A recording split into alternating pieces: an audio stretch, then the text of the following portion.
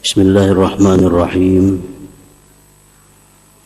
Alhamdulillahilladzi samma nafsahu bil ghaffar yaghfiru dzunuba ibadihi wal auzar. Asyhadu an la ilaha illallah wahdahu la syarika lahu sattar.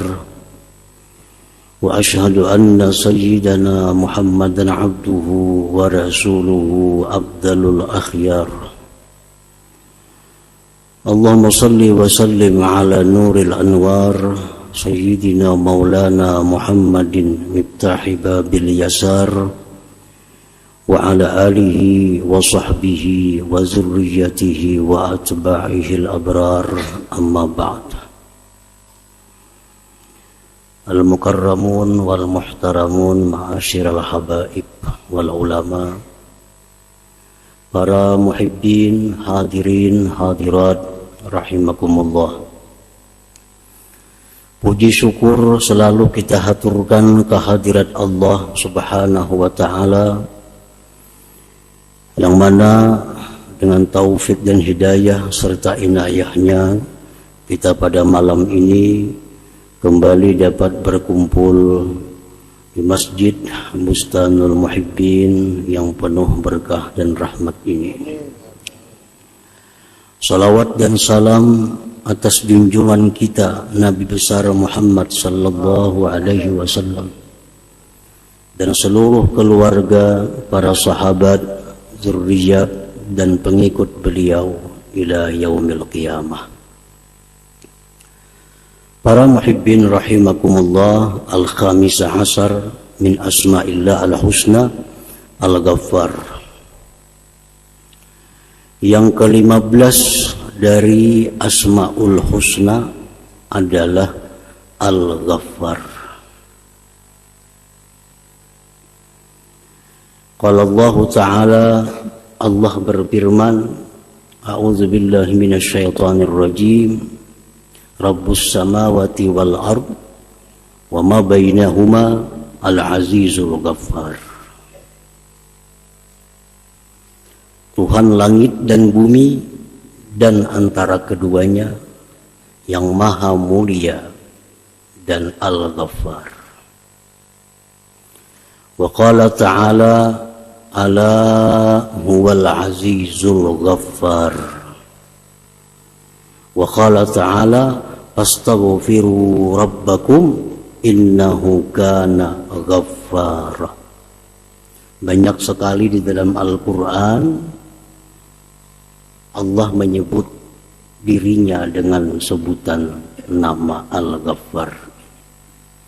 Jadi wajib kita percaya bahwa Al-Ghaffar ini salah satu di antara sekian nama-nama Allah subhanahu wa ta'ala.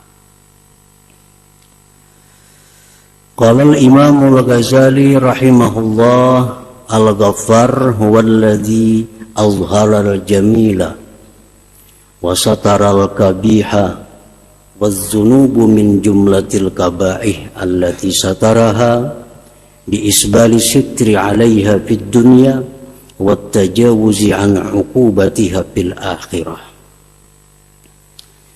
Imam Al-Ghazali berkata, Al-Ghaffar itu adalah yang menampakkan keindahan dan menyembunyikan kejelikan. Dan bermula dosa-dosa itu bagian dari kejelikan. Yang Allah tutupi itu dosa-dosa tadi dengan mengulurkan tutupan atas dosa-dosa itu di dalam dunia dan dengan kemaafan dari siksaannya di akhirat nanti. Itulah makna arti Al-Ghaffar. Secara ringkas kita sebut dengan Maha Pengampun. Jadi Al-Ghaffar artinya Maha Pengampun. Itu secara ringkas. Padahal itu bagian aja sebenarnya dari makna Al-Ghaffar. Setiap yang menutupi yang jelek dengan menampakkan keindahan, itu adalah Al-Ghaffar. Para muhibbin rahimakumullah. Ada 3 hal yang ditutupi Allah dalam diri kita, yang mana itu adalah merupakan tajalli dari nama Allah Al-Ghaffar. Yang pertama, ditutupi oleh Allah sesuatu yang tidak baik dilihat di tubuh kita ini. Seperti usus misalnya, ginjal, jantung. Nah itu kalau kelihatan kada bagus. Kada bagus kelihatan. Kayak apa aja orang tuh rupa bungasnya, amun usus beuluran, siapa kepingin? Ditutupi oleh Allah dengan kulit yang bagus. Nah ini bagian dari Al-Ghaffar. Menutupi sesuatu yang kada nyaman dipandang dengan sesuatu yang indah. Yang kedua, geritik-geritik hati kita yang jahat itu tidak ada tanda atau alamat di wajah kita. Kita misal hendak menipu orang, adalah bertanda di wajah kita, kita bakal menipu orang. Padahal menipu itu merupakan sifat yang jelek, yang kada bagus di dalam hati kita. Ditutupi oleh Allah. Yang ketiga, dosa-dosa yang ada di dalam diri kita ini pun ditutupi oleh Allah. Sehingga kada ketahuan mana orang yang banyak dosa, mana yang kada banyak dosa. Kada terbuka. Jika misal orang banyak dosa tuh bau awaknya kada ada. Kada ada. Sama. Orang banyak dosa lawan yang kada sing dosaan sama. Nah ini bagian dari nama Allah Al-Ghaffar. Nah para muhibbin rahimakumullah. Nah dosa-dosa itu bagian dari kejelikan. Allah tutupi dalam dunia ini. Allah tutupi dengan sesuatu yang indah. Dan di akhirat nanti ditutupi lagi oleh Allah dengan ampunannya. Tutupi lagi dengan ampunan. Nah oleh karena itu Al-Ghaffar ini seringkali disingkat maknanya dengan Maha Pengampun. Padahal itu hanya bagian dari makna Al-Ghaffar yang sebenarnya.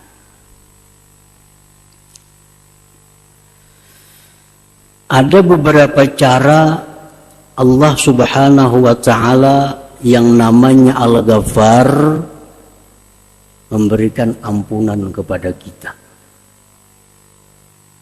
Pertama, Allah berikan kita ampunan secara cuma-cuma. Tanpa kita minta ampun kepada Allah, kita diampuni. Tanpa kita minta maaf kepada Allah, kita dimaafi.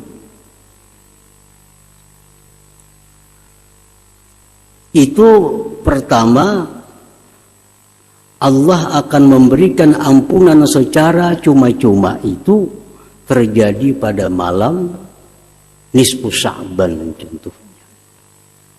Nah, malam nisfu Sya'ban. Rasulullah sallallahu alaihi wasallam bersabda, "Yattali'ullah tabarak wa ta'ala ila khalqihi lailatan nisfi min Sya'ban, fayaghfiru li jami'i khalqihi illa li musyrikin aw musyahin." Rawahu Ibnu Majah wa Shahahul Albani. Allah menampakkan rahmatnya yang khusus pada malam nisfu Sya'ban itu. Allah ampuni sekalian makhluknya kecuali yang menyekutukannya. kecuali yang musyrik atau orang yang berbantah-bantahan.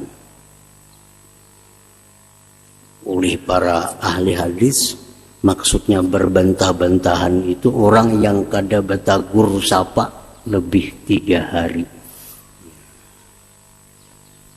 Jadi kalau selain musyrik, selain orang yang berbantah-bantahan, asalkan dia beriman kepada Allah dan Rasul, pada malam nisfu Sya'ban itu dia dapat ampunan dari Allah Subhanahu wa ta'ala, walaupun dia tidak minta ampun. Walaupun inya guring semalaman malam itu. Kada tahu 4 orang baca Yasin, kada tahu orang 4 sembahyang maghrib berjamaah, guring malam itu. Cuma inya kada musyrik dan inya kada ada bantah-bantahan lawan orang. Nah, maka orang ini dapat ampunan dari Allah Subhanahu wa ta'ala. Dosa apa yang diampuni Allah, itu hanya Allah yang tahu. Pokoknya ada di antara sekian dosa kita yang dihapus, diampuni oleh Allah Subhanahu wa ta'ala.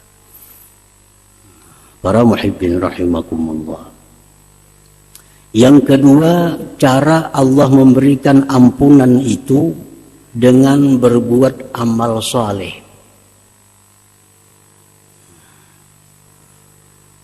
Allah Ta'ala berfirman, wa aqimis salah tarafain nahar wa zulafam minal lail innal hasanat yudhibnas sayyiat.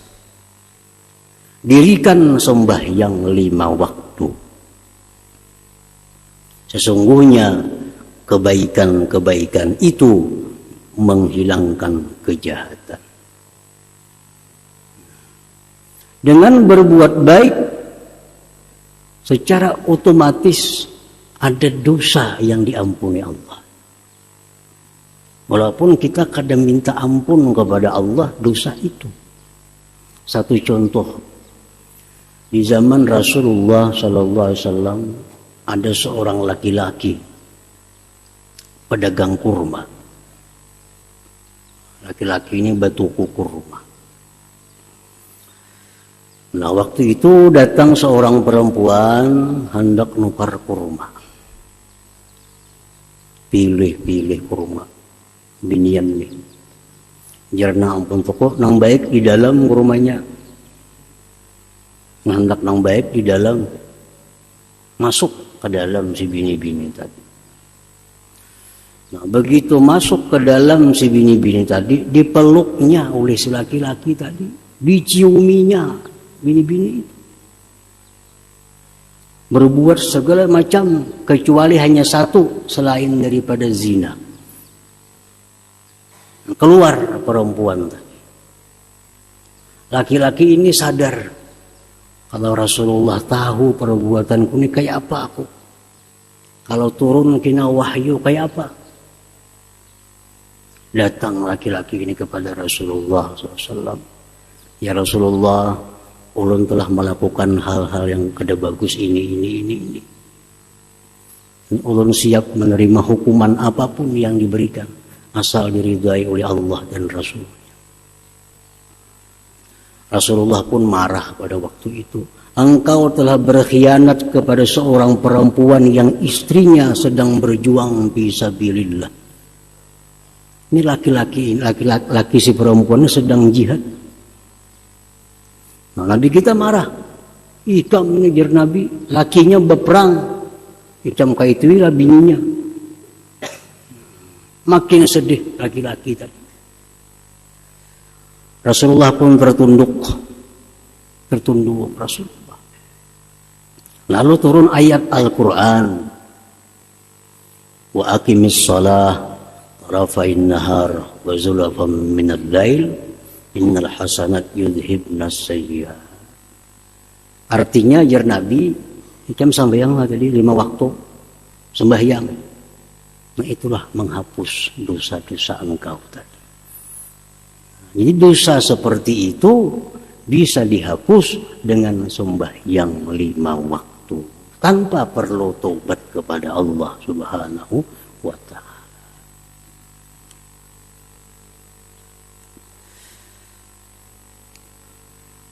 Rasulullah SAW bersabda, "Man shama Ramadhana imanan wa ihtisaban ghufira lahu ma taqaddama min dhanbihi." Rahul Bukhari. Barang siapa yang puasa di bulan Ramadan dalam keadaan beriman, mengharapkan ganjaran dari Allah, diampuni baginya dosa-dosa yang lalu. Jadi puasa itu pun menebus dosa-dosa kita. Cuma dosa apa yang ditebus itu hanya Allah yang mengetahui. Pokoknya dengan puasa Ramadan banyak dosa yang terhapus dengan sendirinya karena perbuatan baik itu. Para muhibbin rahimakumullah. Nah, jadi itu yang kedua, cara Allah mengampuni dosa kita. Al-Ghaffar ini. Yang ketiga, cara Allah mengampuni dosa hambanya itu dengan taubat yang nasuha. Nah, jadi ini artinya dosa ini kada terampuni dengan malam nisfu Sya'ban. Dosa ini kada terampuni dengan malam Qadar.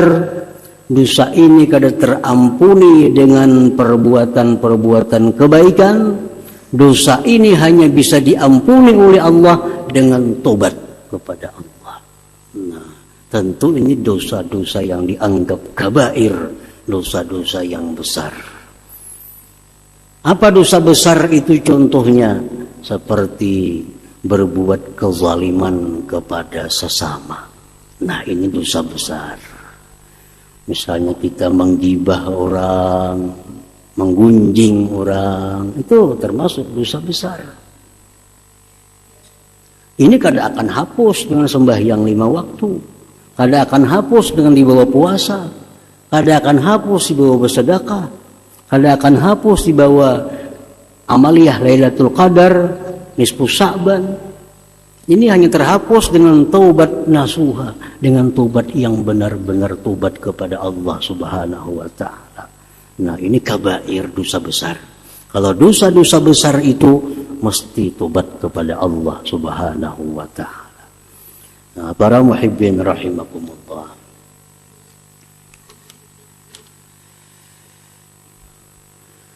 Al-mu'min bismillahil ghaffar ayyastura min ghairihi ma yajibu ayyastura minhu. Orang yang beriman dengan nama Allah Al-Ghaffar. Nah, kita sudah percaya nama Allah Al-Ghaffar yang menampakkan keindahan, menutupi segala kejelekan, mengampuni dosa-dosa hambanya. Nah, kita percaya itu. Nah, bila kita percaya itu akan membuat suatu akhlak dalam diri kita. Apa akhlaknya? Bahwa dia menutupi dari orang lain sesuatu yang wajib bahwa dia menutupi daripadanya. Nah, aib orang lain. Allah aja menutupi aib kita. Kenapa kita membuka aib orang lain? Allah adalah menggunjing orang. Kenapa kita menggunjing orang?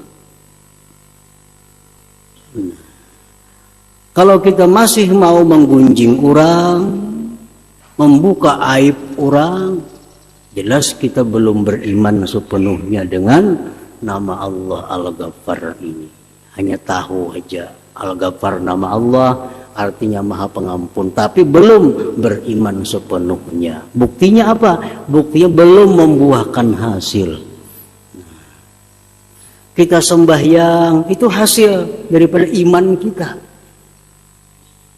Kita puasa itu hasil dari iman kita. Kita berzakat itu hasil dari iman kita. Nah, kita menutupi aib-aib orang itu pun buah dari iman kita.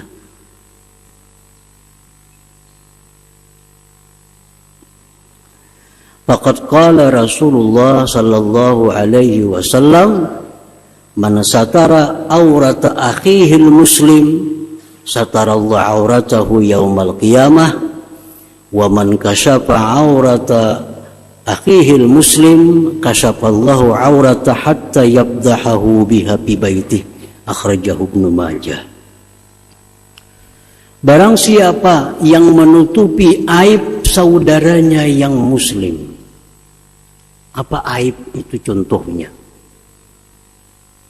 Perbuatan maksiat yang dilakukan oleh kawan kita secara sembunyi, itu aib.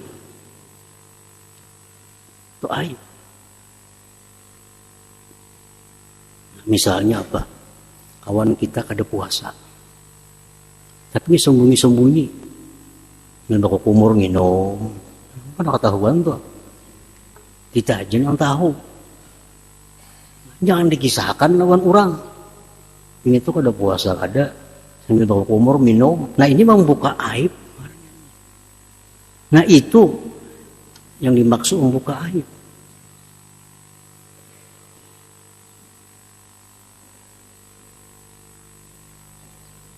Jadi maksiat-maksiat yang tersembunyi dari diri seseorang itu dikatakan aib.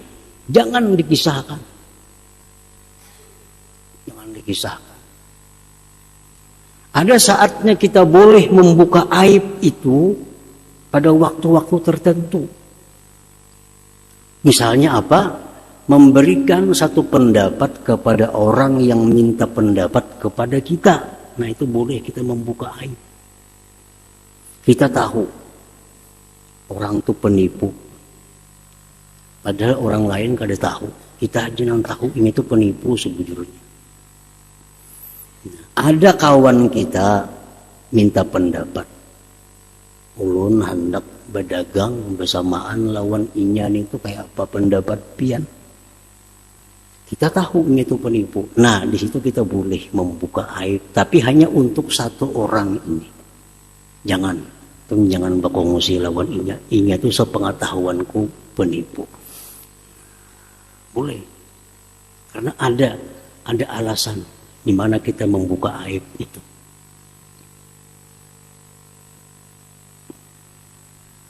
Tapi kalau orang ini sudah maksiatnya terbuka, nah maksiatnya terang-terangan, itu kada aib lagi. Dikisahkan kemana-mana pun kita kada berdosa, kada menggunjing lagi. Orang ini sudah kada malu berbuat maksiat di tengah-tengah orang banyak, mabuk di tengah orang banyak, kada puasa berukul di mana-mana misalnya. Itu sudah hilang malu. Nah orang yang hilang malu ini bukan satu aib bagi dirinya, itu kita kisahkan ke lain, bukan membuka aib orang, karena inya sendiri sudah membuka aibnya itu kada jadi masalah. Yang jadi masalah ini orang yang berbuat maksiat dan dia sembunyikan maksiatnya, tapi kita tahu, nah jangan dibuka aibnya. Para muhibbin rahimakumullah, kita tahu umpamanya bini-bini ini berselingkuh lawan laki-laki lain, padahal ada lakinya. Jangan diberitahu.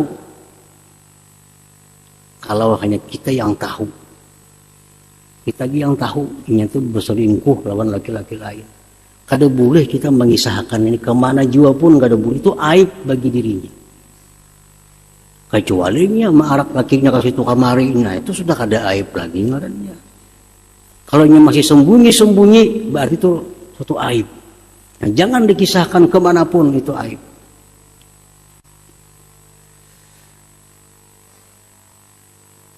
Nah jadi itu pengertian aib. Bukan aib itu misal orang bebini dikisahkan tuh ada aib bebini itu. Tadi dia si pulang tuh kawin tadi jar. Itu kawin pulang ini. Itu kada aib. Buka aja kada papan itu. Kawin itu sunnah Nabi, kada aib. Bukan keaiban yang mesti dijaga. Itu kada salah itu. Misalkan pada bebini pulang, si anu bebini pulang, itu lain aib. Pada papa ngisahkan itu tuh sunnah Nabi. Baik lagi dikisahkan ke sana kemarin itu.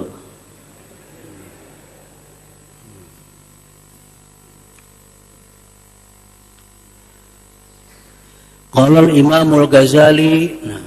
Jadi tadi siapa yang menutupi keaiban saudaranya yang muslim, Allah tutupi aibnya pada hari kiamat. Hari kiamat disimpan Tuhan aib kita. Bahkan menurut pensarah hadis ini, orang yang dalam dunia itu menjaga, memelihara, menutupi aib saudaranya, di akhirat nantinya dia akan dihisap oleh Allah di suatu tempat yang tidak dilihat dan didengar oleh orang lain.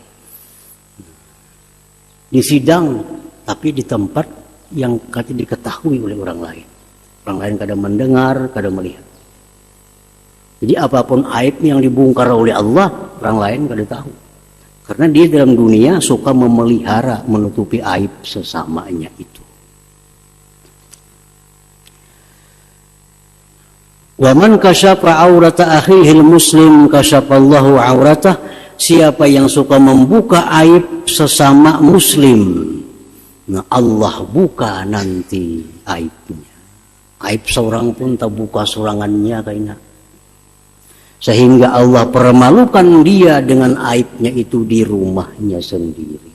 Walaupun di rumah aja berkurung kadang tahunya orang. Pada ingat tuh kada puasa kadang tahunya. Bininya kada tahu padanya kada puasa. Tapi karena dia suka membuka aib orang lain, ketahuan kayaknya akhirnya. Walaupun dia diam di rumah. Nah, siapa yang membuka aib saudaranya muslim, Allah akan buka auratnya. Sehingga Allah permalukan dia di dalam rumahnya sendiri. Para muhibbin rahimakumullah. Qala al-Imamul Ghazali wal mughtab wal mutajassisu bimu'zalin an hadzal wasfi. Orang yang suka menggibah, ujar Imam Ghazali, orang yang suka menggibah, orang yang suka mencari-cari kesalahan orang lain, jauh daripada beriman dengan Al-Ghaffar ini. Aib-aib orang lain dicari, kesalahan orang ditutupi lagi, ini dicari-cari kesalahan orang. Nah ini orang jauh sekali daripada beriman dengan nama Allah Al-Ghaffar ini. Wa innamal muttasibu bihi man la yubsi min khalqillahi ta'ala illa ahsana ma fihi. Orang yang beriman dengan Al-Ghaffar, orang yang tidak membuka dari makhluk Allah kecuali yang terbaik pada makhluk Allah itu. Wala yanfaqu makhluqun an kamalin wa naqsin wa an qubhin wa husnin. Dan makhluk itu kada terlepas daripada baik dan jelek. Makhluk manapun, apapun makhluk itu, kada terlepas dari kebaikannya, ada kejahatannya. Nah, orang yang beriman dengan nama Allah Al-Ghaffar, dia selalu melihat yang baiknya, membuka yang baiknya, menutupi yang aibnya, menyebut yang baiknya, diam terhadap yang tidak baiknya. Itu Al-Ghaffar.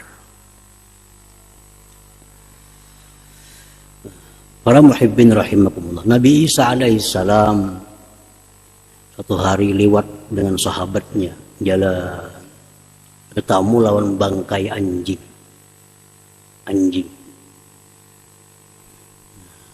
Lalu jadi sahabat Nabi Isa, mau bau buruknya bangkai anjing ini.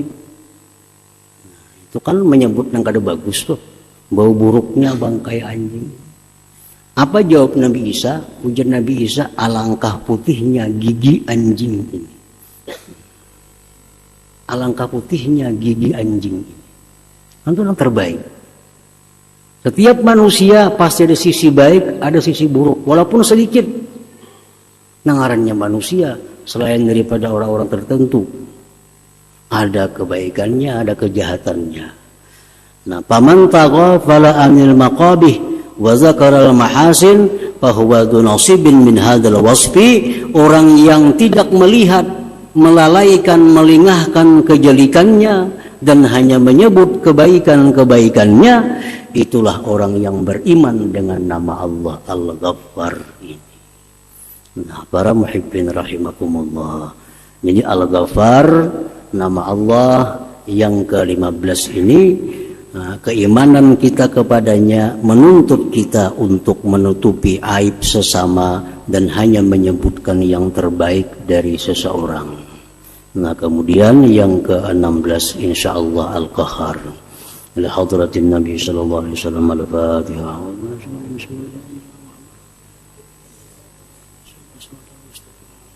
Ya na'budu wa ya nasta'in ihdinas siratal mustaqim. Bismillahirrahmanirrahim. Alhamdulillahi rabbil alamin. Shalatu wassalamu ala asyrafil anbiya'i wal mursalin wa ala alihi washabihi ajmain. Allahumma inna nas'aluka al-afiyata wa al-afata da'imah fid din wa dunya wal akhirah. Allahumma salli ala sayyidina Muhammadin salatan tunjina biha jami'al ahwal wal afat. Tawdi lana biha jami'al hajat wa mahfum jami'is sayyi'at wa tamana biha al-darajat. Tuballighuna bi asalatil khairati wa hayati wa ba'dal mamat. Allahumma inna nas'aluka al-huda wat tuqa wal afafa wal ghina. Allahumma inna nas'aluka at-taubat wat taufiq wal hidayah wal istiqamah wal husnul khatimah. Allahumma khairi ma sa'alaka 'abduka nabiyyuka Muhammadin sallallahu alaihi wasallam. Tajawazaka 'abduka nabiyyuka Muhammadin sallallahu alaihi wasallam. Tan musta'an laka balaq wa la haula wa la quwwata illa billahil aliyyil azim. Rabbana taqabbal minna innaka antas samiul 'alim innaka antat tawwabur rahim. Rabbana atina fid dunya hasanah wa fil akhirati hasanah wa qina adzabannar. Sallallahu alaihi sayyidina Muhammadin wa ala alihi wasallam. Alhamdulillahi rabbil alamin. Ya ayyuhal minhum syafa'atan sallu alaihi sallimu taslima. Allahumma salli wa sallim wa barik alaihi wa ala